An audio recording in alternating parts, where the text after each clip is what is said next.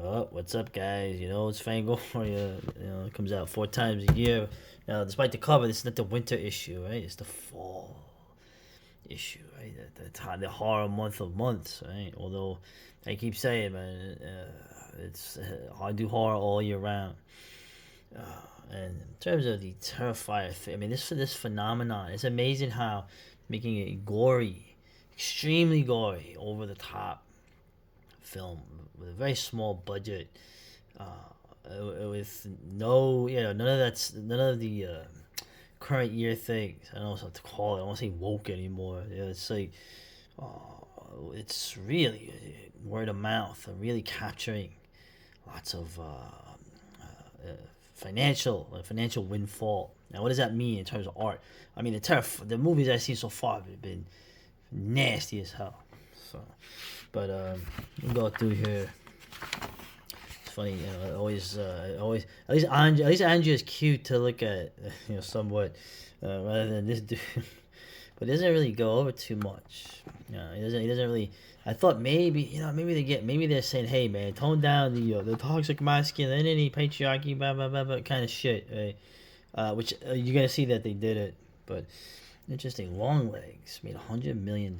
That's interesting. That is very quietly too. So, and it's right off the bat to sort of give an idea of how many decades. There's a person in Canada wrote a letter to Fango back in the day about like his teacher wanted to ban horror films. Oh, the censorship that you have to go back to nearly 40 years ago to have this, where as someone who had no effect on it, they didn't really censor things, did they? At the time, they censor things now, though, don't they? So, to do in terms of a 180, except back then, maybe banning some horror films wouldn't have been the end of the world. What you have now is being done to finish off your civilization. So, anyway, just a typical way you have to go back in time to find things. Yeah, and real quick, it's amazing what you can do, right? You see all the setup here. This is your cinematic setup now. But you have a DSLR. I don't know if you can see it in there. I'm pretty sure it's a DSLR. It looks like a Nikon from the 80s or something. It's amazing what they're filming stuff on. Apparently, I don't know if it's still a rumor. Danny Boyle filmed the 28 Days Later sequel on an iPhone. I'm sure with the setup like this, you just walk around like he was filming the thing I did a couple of years ago with my phone. Oh, but that's amazing if that's true. Go to Mike Ingold, one of the old school guys here. Talking about sequels. Now it's funny. Back in the '90s, remember Fangoria? What was it? All the direct-to-video films, sequels, right? That was like the bane of the '90s. Meanwhile, those films are better and more entertaining than most of the high budget stuff that you're getting now. Okay, because in terms of the intellectual properties that you cannot let go of, you can't let go of the friggin' Alien films. Right? They had to make another one. Even here, amidst those Star Wars, I think the magic is gone.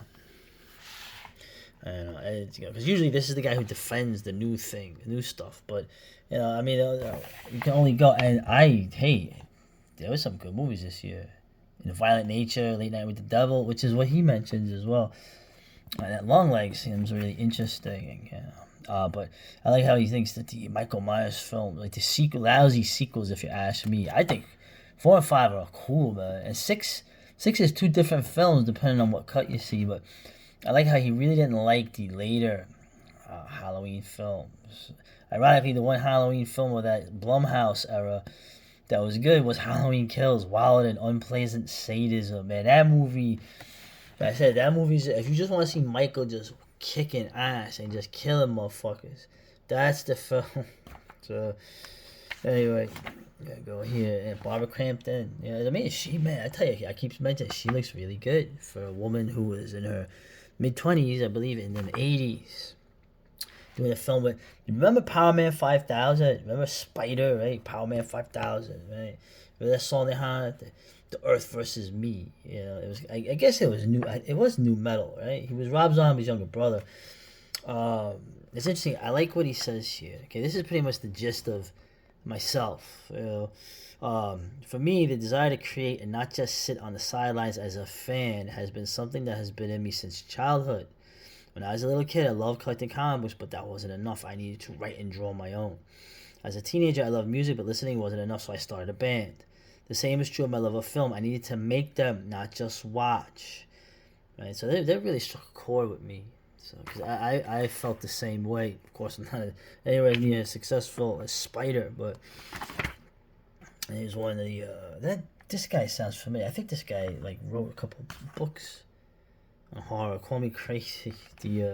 Mentioning the Benny was the slasher film that the true slasher that really begins with Friday the 13th. Okay, not Halloween. Which is like, oh, it's controversial. We're splitting hairs. Of course, you have a Friday the 13th because you had all these films coming out with a holiday. So, I think fucking My Bloody Valentine is better than Friday the 13th. But what are you gonna do? Go here. There's some nice FX work, but all right. Now here, I tell you, this is the rock horror musical. Okay. Rocky Horror is okay. Right? This is way better. Brian De Palma's Phantom of the Paradise at 50. Don't remind me. It's just an article just describing it, the film and everything, but very awkwardly linking it. Basically, linking Swan. If you've seen the film, Swan is like Trump, right? Right. This is something out of a movie, right? They're talking about the film is crazy. It's basically Faust meets Phantom of the Opera meets 60s 70s glam rock, Alice Cooper stuff, Lou Reed. It was really it's a great film, man. It's friggin' hilarious. But someone linking like Swan to a megalomaniacal blonde man, whirls on a stage as bullets fired by a dangerous, obsessive razor through the air, right? So basically, when he almost got shot in the ear, whatever you think of that, if it was set up or not, I have my own opinions. But when he says trying to fight, it was such a frightening thing for him. A guy who almost got shot to be defiant, and to be a real man. It was just amazing, right? The bloodlust of the crowd, a roar pitched somewhere between rock concert and Nuremberg rally. Yeah, you wish and I wish. Two different reasons. And then the American car develops, and the spectacle, a dream that never ends, and like all dreams that never end, it becomes a nightmare. This is 2024. Very, very edgy, man. Very edgy. So, and if you haven't seen this film, man, you gotta see this film, man. The Phantom, dude, Beef, Beef, Garrett Graham, this dude steals the movie. I swear to God. It's like, what is that? It was so over the top, like, oh my God, gay. It's like amazing that he's not mentioned more in the LGBT community. Man, you better get yourself a castrato. It's a little bit, if you want to do this, is a little out of my range. fucking hilarious. So, although I guess if that's the case, did my man here commits a hate crime? Oh, man. Yeah, and also Paul Williams. I remember this dude. Talk about multi-talented. Actually, very talented film songwriter. Of course, the era of the 70s, the singer-songwriter. Very lyric heavy, but like a great actor. You've seen him all over. He's in comedy. He looks like he's a real villainous looking guy in this one. Funny, he was in the Cannonball Run. He was in all these films. On the Muppets. He was the orangutan. What's his name? Scientist in Planet of the Apes. So all over the place, man. Really, respect to Paul Williams, man. He's still alive. Anyway, let's Hugh Grant in the Thriller. Oh, come on. Mutilated 2. I never saw the first one, but after reading this, let's see.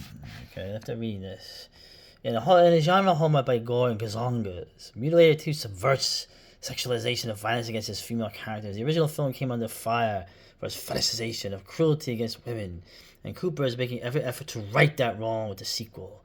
I had to balance the scale. It's payback time. It's fun doing a homage to a cult classic while getting to do these 2020 spins on things. The 2020s will not be remembered well in the book of record. Females are killed in brutal fashion as well, but the deaths that are truly cringeworthy happen to the men, yes.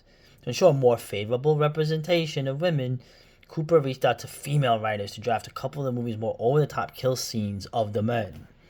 So, well, the Saska sisters. I'm surprised that you mentioned them. I thought they were on the outs. But so the guy is saying, "Oh, don't worry, in this movie I'm killing the men really badly." So, I'm in no rush to see the first one now. And yeah, we'll do another video. I'll keep this relatively, short of videos.